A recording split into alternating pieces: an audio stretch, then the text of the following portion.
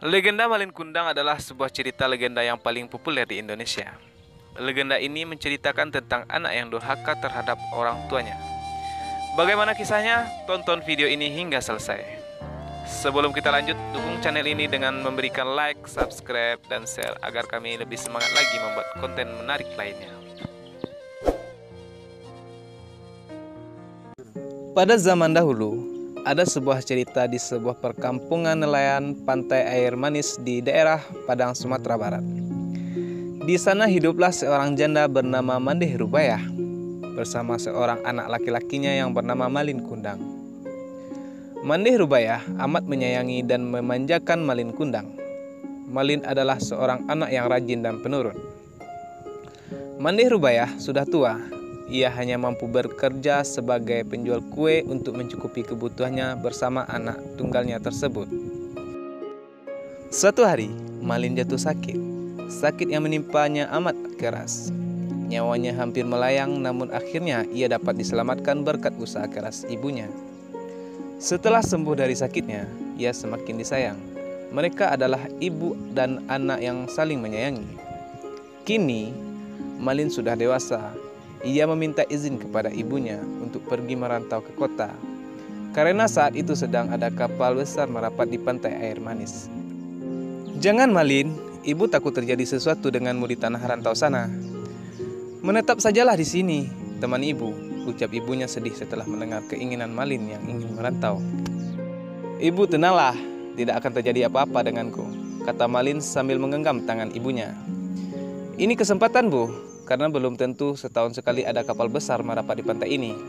Aku ingin mengubah nasib kita bu, izinkanlah," pinta Malin memohon. "Baiklah, ibu izinkan. Cepat kembali nak, ibu akan selalu menunggumu," kata ibunya sambil menangis.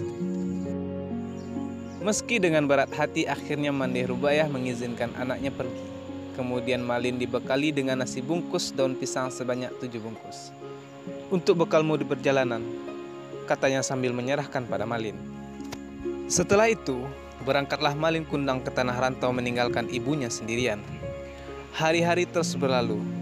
Hari yang terasa lambat bagi Mandeh Rubayah. Setiap pagi dan sore Mandeh Rubayah memandang ke laut. "Sudah sampai manakah kamu berlayar nak?" tanyanya dalam hati sambil terus memandang laut.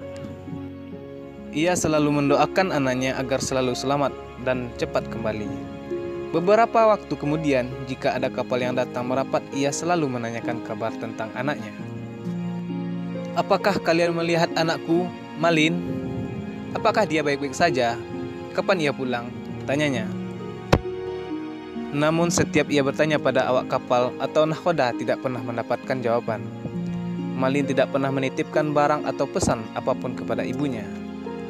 Bertahun-tahun Mandeh Rubayah terus bertanya, namun tak pernah ada jawaban hingga tubuhnya semakin tua. Kini ia jalannya mulai terbungkuk-bungkuk. Pada suatu hari, Mandeh Rubayah mendapatkan kabar dari nahkoda dulu yang membawa Malin. Nahkoda itu memberi kabar bahagia pada Mandeh Rubayah. "Mandeh, tahukah kau, anakmu kini telah menikah dengan gadis cantik, putri seorang bangsawan yang sangat kaya raya," ucapnya saat itu. "Malin, cepatlah pulang nak. Ibu sudah tua Malin. Kapan kau pulang?" rintihnya Pilu setiap malam. Ia yakin anaknya pasti datang.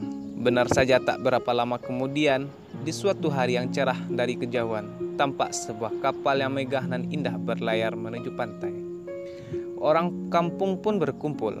Mereka mengira kapal itu milik seorang sultan atau seorang pangeran. Mereka menyambutnya dengan gembira. Mandeh Rubayah amat gembira mendengar hal itu. Ia selalu berdoa agar anaknya selamat dan segera kembali menjenguknya. Sinar keceriaan mulai menghampirinya kembali. Namun hingga berbulan-bulan semenjak ia menerima kabar Malin dari nahkoda itu, Malin tak kunjung kembali untuk menengoknya. Ketika kapal itu mulai merapat, terlihat sepasang anak muda berdiri dari anjungan. Pakaian mereka berkilauan terkena sinar matahari. Wajah mereka cerah dihiasi senyum karena bahagia disambut dengan meriah. Mandeh Rubayah juga ikut berdesakan mendekati kapal. Jantungnya berdebar keras saat melihat lelaki muda yang berada di kapal itu. Ia sangat yakin sekali bahwa lelaki muda itu adalah anaknya, Malin Kundang.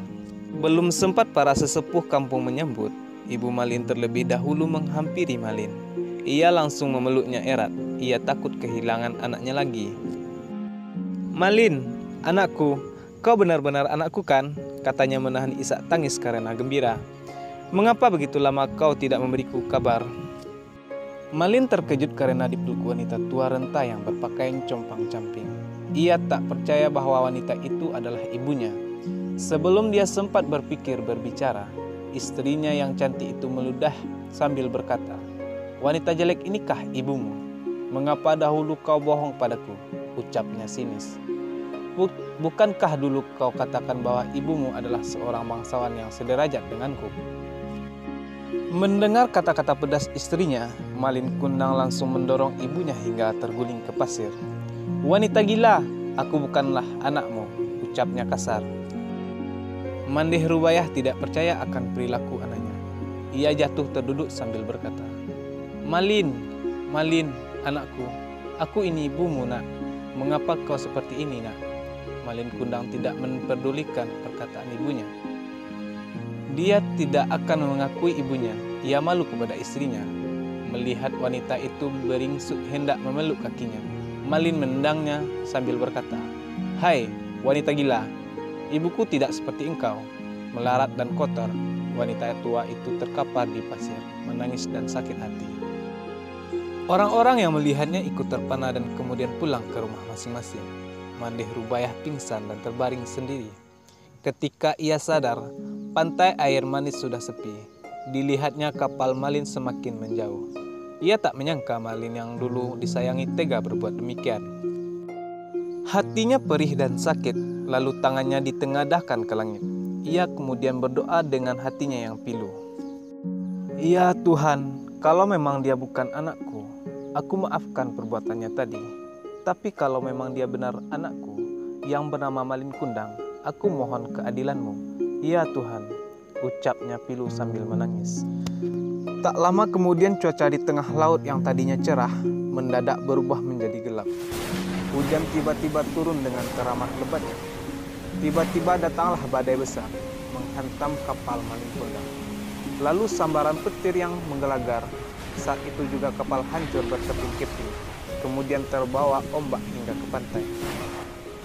Esoknya saat matahari pagi muncul di ufuk timur, badai telah reda. Di kaki bukit terlihat kepingan kapal yang telah menjadi batu.